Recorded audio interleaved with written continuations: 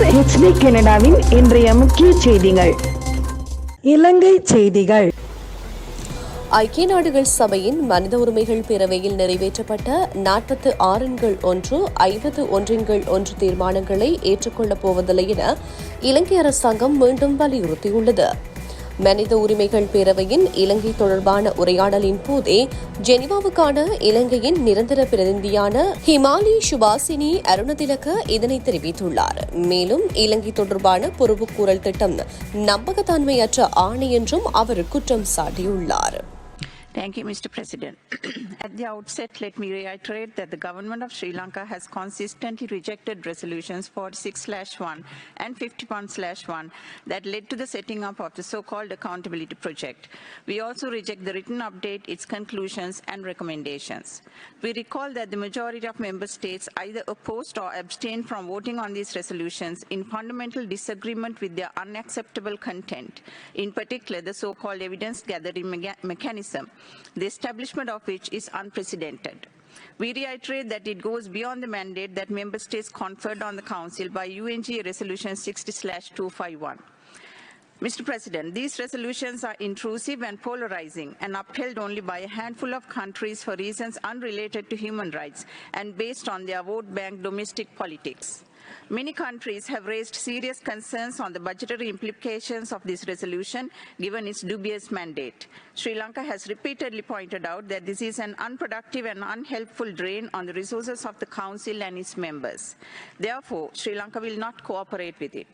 However, as an active participant of the multilateral framework and in keeping with our close engagement with the international community and the Council in other areas of its work, Sri Lanka will continue to engage constructively with other mechanisms of the Council that have been productive and beneficial to our people, such as the UPR process.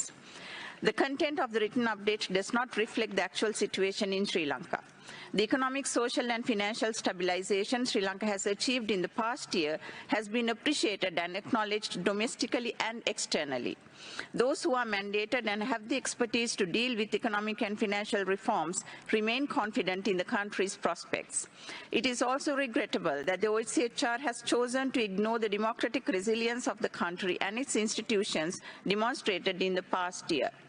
Sri Lanka is deeply concerned at the ever-increasing mandate of the OHCHR in making sweeping and intrusive comments on all aspects of economic, financial, electoral, political, domestic, budgetary and development policies.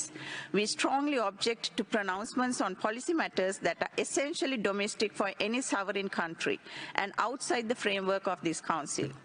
In its simplistic analysis, the OHCHR also refers to challenges Sri Lanka is facing in the food, health and nutrition and education sectors as if it is an isolated phenomenon affecting Sri Lanka alone.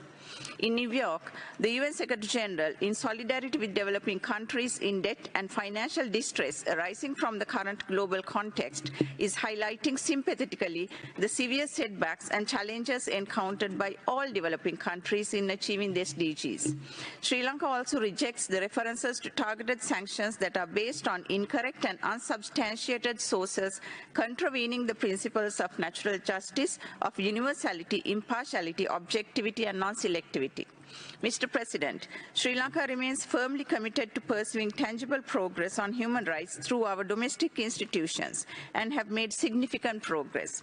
In a statement to Parliament on 9th August this year, President Wickremesinghe outlined the government's vision and progress made in reconciliation efforts undertaken, inter alia in legislative reforms, institutional activities, land issues, resettlement, North and East development and 13th Amendment.